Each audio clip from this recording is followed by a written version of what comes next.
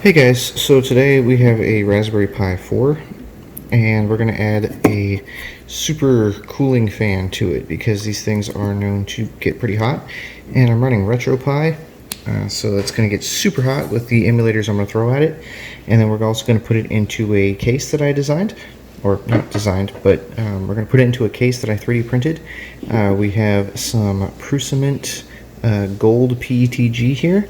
And then I also have some carbon fiber nylon black from Atomic Filament. And it's just kind of a snap together case, so we'll get into that. So the first thing that we're going to want to do is we're going to want to put on the bottom portions of this cooling fan duct. So the easiest way that I have noticed to do it is just kind of keep the fan pointing away from you. And then according to the instructions which come with it right here, you just got to make sure you put the proper orientation of these brackets in. So we're going to go ahead and we're going to grab the little screwdriver they give you and a mounting bracket. And they have these really tiny screws, so what I like to do is since they're M2.5 screws, I like to just drop it in there and then use the screwdriver to hold it. And then we will kind of just start it into the hole here, the little mounting hole. And I don't think these need to be super tight because we are going to have 4 standoffs that it's going to go to. So that's probably tight as it needs to be. Then we'll do the second one. And again, I just kind of drop the screw in the hole so it holds it in place. And then I sit here with the screwdriver and I kind of start it in the hole. Just leave it as a guide. So now that it's started, we can go ahead and tighten it down, and it looks pretty good. So the next thing we need to do is we need to add some standoffs, and it comes in this handy little bag here. So I'm going to go ahead, we're going to grab 4 of these standoffs and get them out here. And these are just to attach it to the Raspberry Pi and hold it on there pretty well without actually shorting out anything else on the Pi, which would be a good idea. So now that we have our 4 standoffs, they say that the standoffs are supposed to go in like this direction. So they also come with some nuts, which are also in the baggie that I didn't notice, so that they hold them in place properly. These things are super tiny. Probably would help if you had a small metallic tray of some sort, and then like a magnetic metallic tray that could hold all these pieces in place for you. I don't need that extra M2.5 screw just yet. But if you're ever dealing with really small parts, probably not a bad idea to get one of those. Alright, so I think we got all of our pieces and parts here, so we're just going to go ahead and gently apply this nut to the back of this standoff here. Might be a little difficult to get it started, but once you do, just hold it in place, tighten it down, and again, probably not over tight, just tight enough. So we got one there, another nut here. Let's go ahead and set that guy in there. Hold it on the base to get it started. Oop, wants to fall over there. That's alright. We got it tightened in there pretty good, so it's okay if it falls over. So there we go. Now we'll do the other side. Another standoff, another nut. I'll actually just hold the nut and then twist the standoff. It's just a little easier for me to get a hold of. So there's that one. We'll get the last one put in there, and we'll get this guy installed on the actual Pi itself. Alright, so we got our standoffs on there. They look pretty good. Next thing is this thermal tape paste that we get to apply to the actual chip here. I had some other cooling here, so there's a little bit of the residual thermal paste on there. Shouldn't hurt anything. So we'll go ahead and peel this off. And we'll go ahead and apply that to the top there.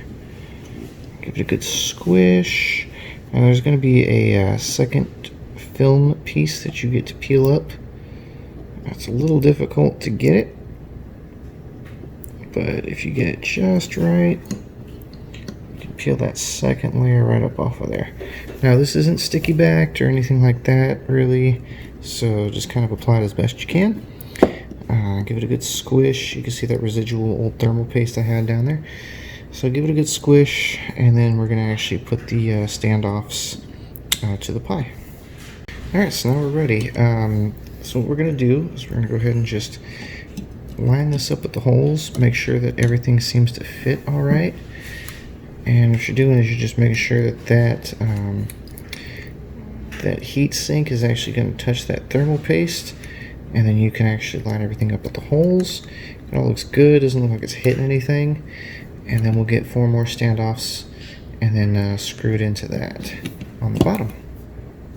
Alright, 4 more little brass standoffs. And we'll just kind of go around and line them up and then give them a good final tighten once we feel like they're good. So again, we'll just kind of slide it in there, and you can kind of see where it's going in there. Give it a decent screw in. Like I said, we will give it a final tighten once we've assured that all of them are in place. And we got 1 more over here, and we should be good. Alright, they all seem to fit pretty well. So now we'll just go around. I like to go in a star pattern. It just seems to be the best way to not over tighten one or the other. That's just kind of a good general rule of thumb. Anytime you're tightening anything more than 1 screw down, go in a star pattern, give them all a good snugging up, and there we go. We are installed. And what we want to do now is we want to go ahead and plug the Raspberry Pi cooler into some actual power. Now, make sure you check your actual pinout on the Raspberry Pi, and it'll actually tell you exactly which 2 to power into. You want to power it into 5-volt power and ground. So if you're on the outside edge here, so if you're looking at it this direction with the ports facing you, it's going to be on the right hand edge. The first 2 pins, so the first 2 pins are going to be 5-volt, and then the 3rd pin is going to be ground. So I usually just go with pin 2 and pin 3 over here. So the red one is going to stretch around, and it's going to go to pin number 2 right there. And then the ground, I probably should have done ground first since it's easier to get it behind all that stuff. So let's go ahead and do that. We'll do ground first. Ground is going to slip into pin 3, or at least the 3rd one down from the top that I can see. And then pin 2 right next to that. There you go. You're all wired up. Now let's go ahead and get it into that case, shall we? Okay, so the only problem with this case is you can see this standoff here is going to hit this little groove. This one will be fine. This one over here seems like it'll be just fine. It'll play ball, and so will that one. So what I'm going to do is, instead of this standoff, I'm just going to go ahead and slide this out. And we're going to go ahead and take that standoff out. I don't think it's going to impact the rigidity at all. If you really wanted to, you could probably take an extra M2.5 screw and put it in the bottom there. But again, this thing's pretty solid. I don't see it moving.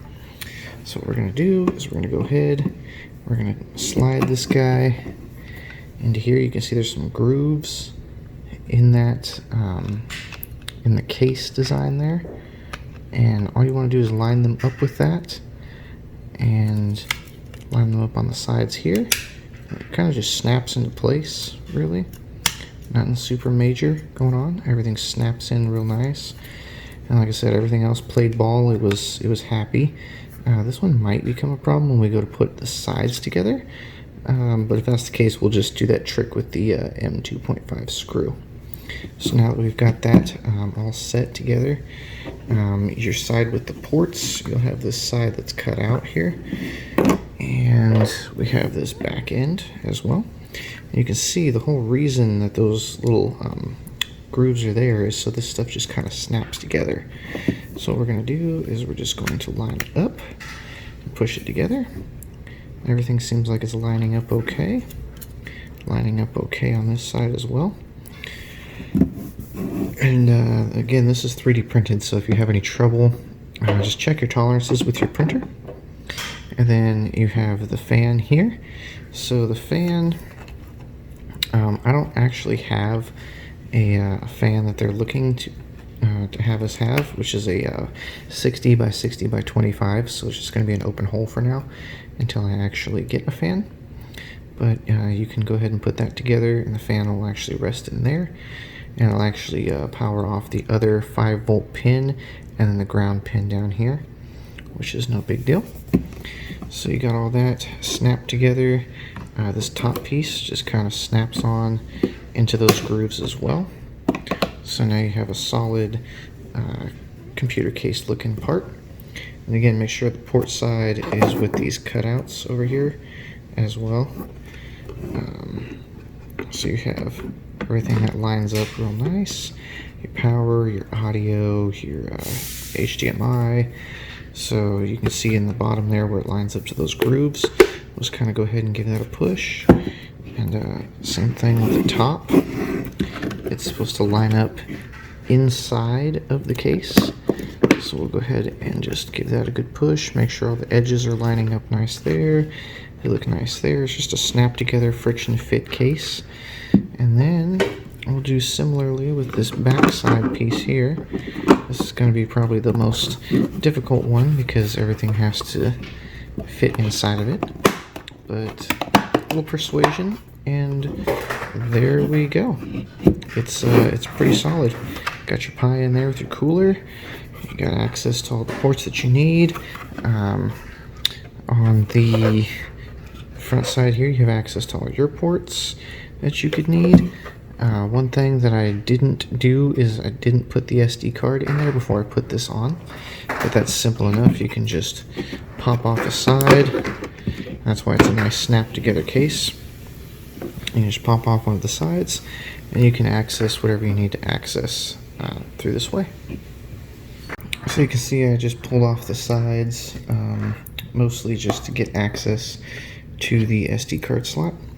That way I can go ahead and slot my SD card in there. It's a little difficult to do this on camera, but you can go ahead and just kind of pull the Pi up a little bit, get the card in there. Ideally, you probably should have had this card in there before you put it in the case, but we'll make it work. There we go. Nice and snug in there. And we'll just go ahead and put it back together. No harm, no foul. And that's the whole beauty of it being a snap-together case, is that if you do need to make changes, you don't have to have any tools. You can just snap it off, snap it together, and it seems really, really rigid. All good. I just power it up, and your Pi is good to go. Alright, so here's the Pi all cabled up. It's ready to go, so we'll just go ahead and hit the on switch, and you see that bright glowing light, which is the fan. It changes different colors and such, and it's actually super quiet. I can't hear anything, which is pretty interesting. I don't know if anybody would have any trouble hearing the fan with this, but it works good. Looks nice. Alright, so there you go. There is a Raspberry Pi 4 in a 3D printed case with an Ice Tower cooling fan heatsink. It's pretty cool how you can print something up and improve your projects nearly instantly. So if you like this video, please check out some of my other videos, consider subscribing, and I will catch you all next time. Bye now.